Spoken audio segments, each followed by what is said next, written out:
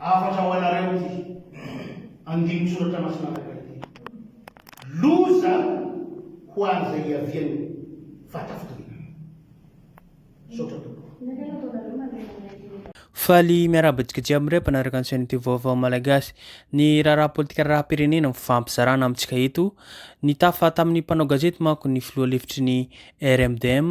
Pasteur Edouard Tsarame mahakasiky ny toetra raha-pirenena raha politika izay nanao antsoavo izy tamin'ireo mpanao politika fa indrindrindra ihany koa ny vahoaka malagasy rehetrarehetra izay mahatsapa ny situationana fijaliana mahazo ny firenena sy ny vahoaka amin'ny ankapobeny izao ka zany ihany koa amintsika zao manko tsy sasatra manentana miantso ny vahoaka malagasy rehetrarehetra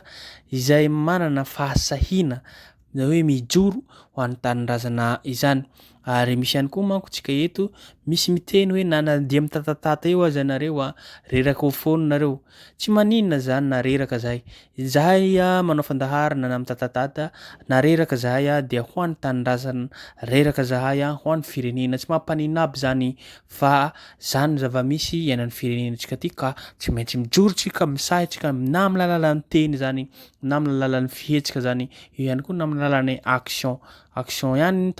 tavela resta amin'ny zao situation zao ka zany indrindra mahatonga ny Pasteur Edouard Tsarame hitaona miantso ny vahoaka malagasy rehetrarehetra satria efa andohalika ny ranombary ny raharaham-pirenena ankehitriny izay andao manko arahantsika fanokevitra tafatafa nataony tamin'ny mpanao gazety ho antsika rehetrarehetra izay sahy hijoro ho an'ny firenena izay ndao arahantsika aza dino hatrany tompoko lahy sy tompoko vavy ny miabone na manao zay na manao commentaire afahantsika mahatsaritsary zavatra izay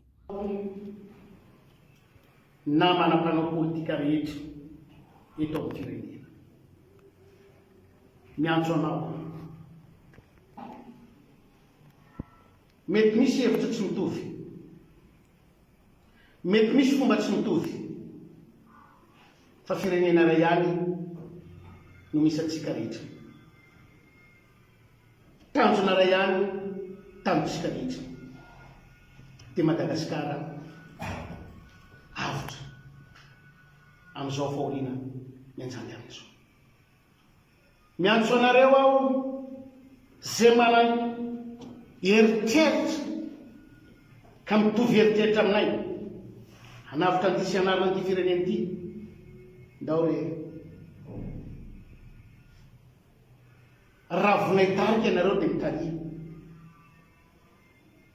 raha mbola tsy vonay tarika ianareo dia mijoroa miaraka aminay fa ho izy teny président Ravalomanana zay mba indramo zay teny zay fa ny tonga miaraka fa noroana ihany fa ny miasa miaraka no fahombiazana ka raha te hita fahombiazana amin'ny zavatra atao sika tsy maintsy miaraka isika rehetra amin'ny fanarenana sy amin'ny fanavotana an'ity tanindrazantsika ity masina ny tanindrazana masina ny vahoaka malagasy saota tompoko lahy makasitaka tompoko vavy noho ny amin'ny toetra raha misy eto amin'ny firenentsika ankehitriny satria tahaka ny sôvakaka modiriana ny vahoaka malagasy amin'ny zavatra mitranga iainana eto amin'ity tanindrazantsika iaraha-manana ity samy manamoka ny feony daholo ny mpitondra fanjakana rehetra ary mitovitovy ihany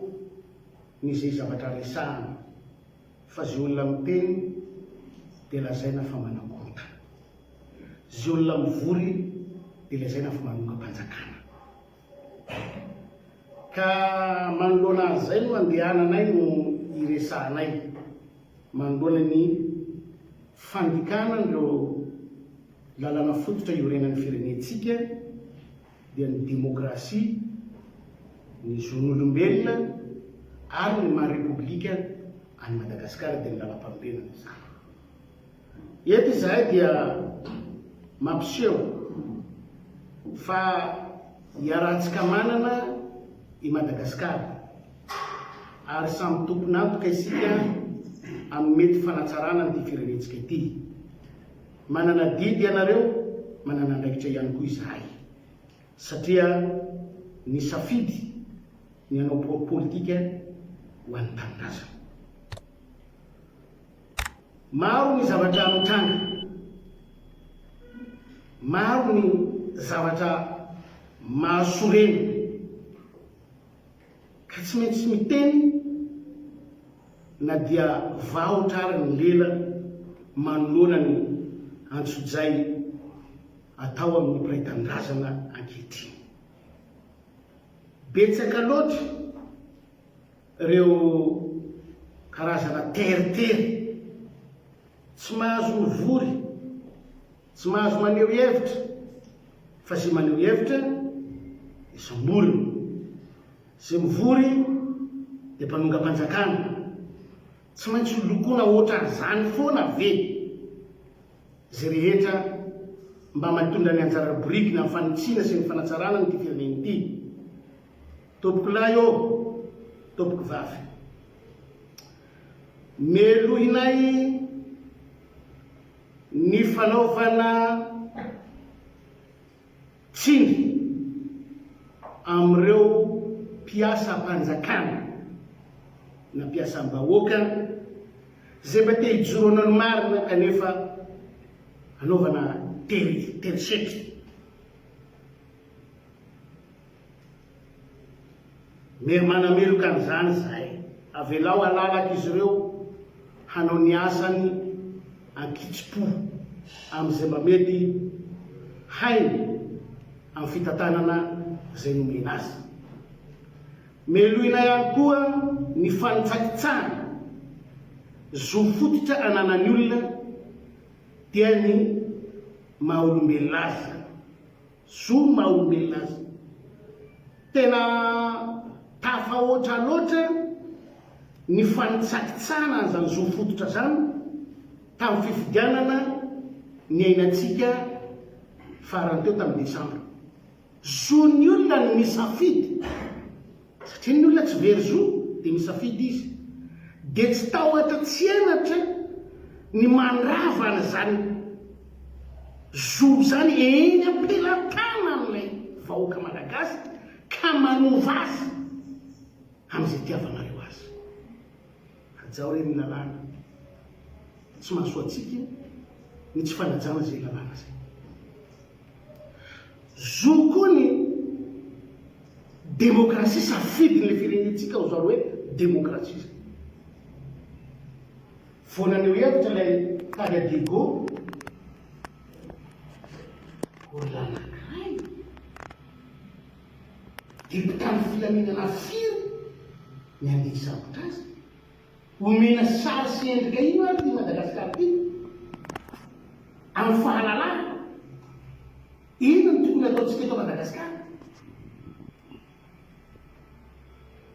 Ary tsy izay ihany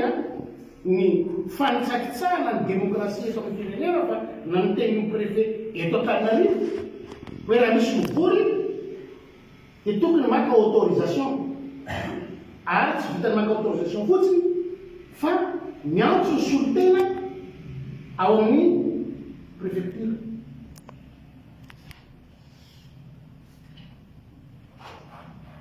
Nefa ny préfet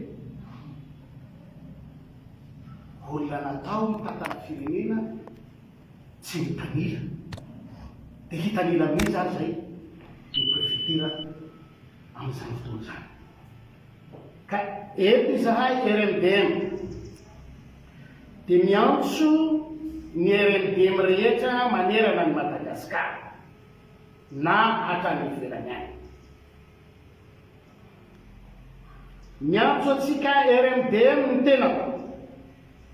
tenanay, tenatsika rehetrarehetra mba ho tompon'antoka amin'ny fanarenana ny firenentsika. Satria firenena iara-manana i Madagasikara, ka tsy ho avelantsika ho tahaka an'izao ny firenena. Tapaka ny famatsim-bola avy any ivelany, tapaka ny famatsim-bola ato anatiny.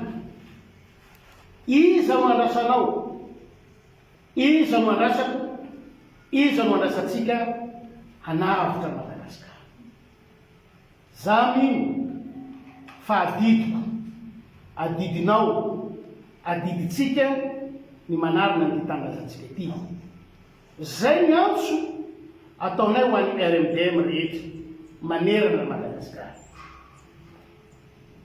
Miantso ihany koa izahay ny vahoaka malagasy, mpiray tanindrazana, na any ambanivohitra,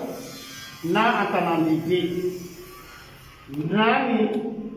manana asa, na tsy manana asa,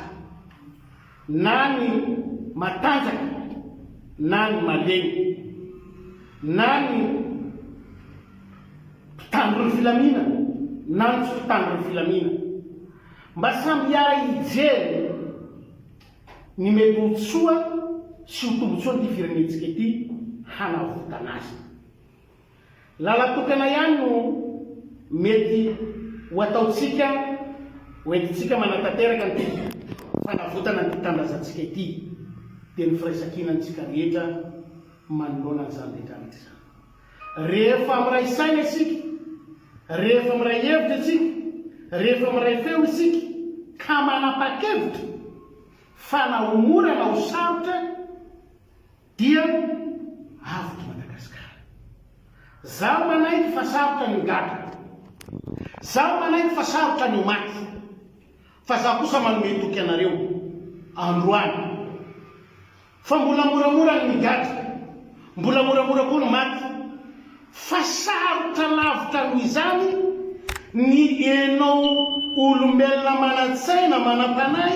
manampahendena, nefa hijery fotsiny ny zavatra mitranga eto amin'ny firenena ity. Izay no iantsoko antsika rehetra manampanay, manakatao, manana didy, manana andraikitra, mba tsy hitazapotsiny reny fa hifanome tanana amin'ny fanarenana ny firenena. Mety misy mieritreritra hoe anongam-panjakana zany nareo, feo efa nandeha foana zany, na mivory olona folo mivory ary atao manongam-panjakana moa, ka vao maika va feonay ohatran'izany tsy hoeretreretiny olona manongam-panjakana, fa tsy mampanina izay anenjehana ilay mpanongam-panjakana, tsy mampanina. Indreo amin'ny fanonganam-panjakana izahay, fa zahay dia